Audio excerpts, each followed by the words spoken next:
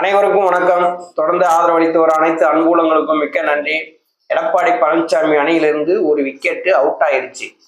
கோவை வடவள்ளி சந்திரசேகர் அப்படிங்கிற ஒரு கட்சியினுடைய பொறுப்புகள் இருந்து மொத்தத்துல அதிமுகவிலிருந்தே நான் விலைக்கிறேன்னு சொல்லிட்டு ஒரு ராஜினாமா கடிதத்தை எழுதிட்டாரு. ஒரு நீண்ட அறிக்கையா வெளியிட்டார். எஸ்பி வேலுமணிக்கு ரொம்ப நெருக்கமானவர். அவர் பினாமியாவும் செயல்பட்டவர் தான். அதிமுக ஆட்சி காலத்துல எஸ்பி வேலுமணி உள்ளாட்சித்துறை அமைச்சராக இருக்கும்போது கோயம்புத்தூருக்கு ஸ்மார்ட் சிட்டி திட்டம் கொண்டு வர்றாரு. அந்த திட்டத்துல கான்ட்ராக்ட் எடுத்து சந்திரசேகருங்கிறவர் வேலை செய்யறாரு.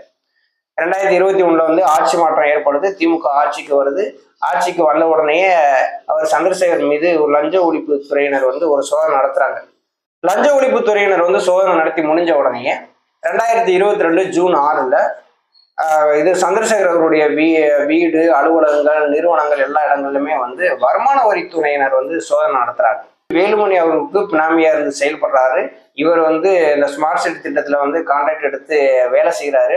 இவர் வரி ஏய்ப்பு எதுவும் செய்திருக்கலாம் சொல்லிதான் வருமான வரித்துறையினர் சோதனை நடத்துறாரு. அப்படிப்பட்டவர் தான் இன்னைக்கு கட்சியினுடைய அனைத்து பொறுப்புகளில் இருந்தும் ராஜினாமா செய்திருக்கிறார். இது கோயம்புத்தூர் மக்களுக்கு மிகப்பெரிய அதிர்ச்சி தான். எஸ்பி வேலுமணி அவர்களை எந்த அளவுக்கு தெரிஞ்சு வச்சிருக்காங்களோ கோயம்புத்தூரை பொறுத்தளவுல சந்திரசேகர் அவர்கள் தெரியாத ஆட்கள் யாருமே கிடையாது. கட்சியினுடைய நிகழ்ச்சிகளாக இருந்தாலும் போராட்டங்களாக இருந்தாலும் சந்திரசேகர் இல்லாம எதுவும் நடக்காது. மொத்தத்துல எடப்பாடி பழனிசாமிக்கும் எஸ்பி வேலுமணி அவர்களுக்கும் ரொம்ப நெருங்கிய ஒரு தொடர்புல இருக்கக்கூடியவர் தான் இந்த சந்திரசேகர். இவர் எம்ஜிஆர் மாநில இளைஞரணி செயலாளராக இருக்காரு. இவருடைய மனைவி 38வது வார்டுல மாமன்ற உறுப்பினரா இருக்கிறாங்க. இப்ப திடீர்னு ராஜினாமா பண்றாரு. அந்த ராஜினாமாவில் அவர் என்ன குறிப்பிட்டிருக்காரு அப்படின்னா, 20 ஆண்டு காலம் நான் கட்சி பணியாற்றியிருக்கேன். தலைமையினுடைய சொல்லுக்கு கட்டுப்பட்டு நான் நடந்திருக்கேன். கட்சியை மீறி நான் எதுவுமே செய்ததில்லை. என்னுடைய தனிப்பட்ட காரணங்களுக்காக இனிமே கட்சி பணியாற்ற என்னால் முடியாது.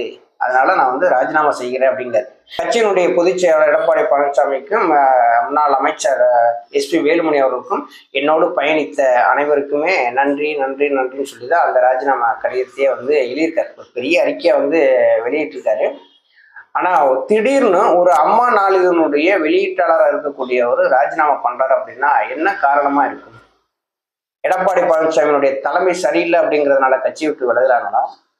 இல்ல சந்திரசேகருக்கு அரசியல் ரீதியாக கொடுக்கக்கூடிய நெருக்கடியினால கட்சியை விட்டு விலகுறாரா? ஏன்னா தனிப்பட்ட காரணங்களுக்காக அப்படின்னு சொல்லி போடும்போதுதான் ஒரு சந்தேகம் வருது. இங்க எல்லாருமே கட்சியை விட்டு விலகும் போது பாத்தீங்கன்னா ஒருத்தர் மீது ஒருத்தர் இருக்கிற ஒரு குற்றச்சாட்டுகளை யாருமே பதிவு பண்றதே கிடையாது. அப்படி பதிவு பண்ணிட்டா அது நம்மளை விமர்சனம் பண்ண ஆரம்பிச்சிருவாங்களோ அப்படிங்கிற பயத்துலதான் எல்லாருமே என்ன சொல்றாங்கன்னா, தனிப்பட்ட காரணங்களுக்காக நாங்க கட்சி விட்டு விலகுறோம் அப்படின்னா 20 ஆண்டு காலம் கட்சி பணியை சிறப்பாக செயலாற்றியவர் திடீர்னு இன்னைக்கு கட்சி விட்டு விலகுறாருன்னா அது முழுக்க முழுக்க ஒரே காரணம் எடப்பாடி பழனிசாமியுடைய தலைமை சரியில்லை அப்படிங்கிறதான் உணர்த்துது. இன்னைக்கு சந்திரசேகர் மாதிரி நாளைக்கு ஒருத்தர், நாளானைக்கு இன்னொருத்தர் சொல்லிவிட்டு அது தொடர்ந்து போய்கிட்டே இருந்தா அதிமுகவை எப்படி வளர்ச்சி பாதைக்கு கொண்டு போக முடியும்? ஐயா ஓபிஎஸ் அவர் தொடர்ந்து சொல்றது அதுதான், அதிமுகவை ஒருங்கிணைப்பதற்கான வழிகளை பாருங்க அப்படிங்கிறாங்க. இன்னைக்கு ஒரு நாளிதழுடைய வெளியீட்டாளரே இன்னைக்கு கட்சி விட்டு விலகுறாரு அப்படின்னா அங்கே எடப்பாடி பழனிசாமியுடைய தலைமை சரியில்லை, எடப்பாடி பழனிசாமி எடுக்கக்கூடிய முடிவுகள் சரியில்லை, நாம சொல்றதை எடப்பாடி பழனிசாமி கேட்கறது இல்லை அப்படிங்கிறதுனாலதான் இன்னைக்கு ராஜினாமா பண்ணிட்டு போறாரு. கீழ்மட்ட நிர்வாகியிலிருந்து மாநில நிர்வாகிகள் வரைக்குமே எடப்பாடி பழனிசாமியில மிகப்பெரிய அதிருப்தியில இருக்கிறாங்க. எடப்பாடி பழனிசாமியின் தலைமையிலிருந்து தான் சந்திரசேகருக்கே நெருக்கடி வருது அப்படிங்கிறதா ஒரு சிலர் பேச ஆரம்பிச்சுட்டாங்க. அப்ப இவருக்கான நெருக்கடி எங்கிருந்து வருது? ஏன் இவர் ராஜினாமா பண்ணணும் அப்படின்னா ஒரே ஒரு பாயிண்ட் தான், வேற எதுவுமே கிடையாதுங்க. எடப்பாடி பழனிசாமியுடைய தலைமை சரியில்லை அப்படிங்கிறது தான் எல்லாருமே பேசுறாங்க. நன்றி, வணக்கம்.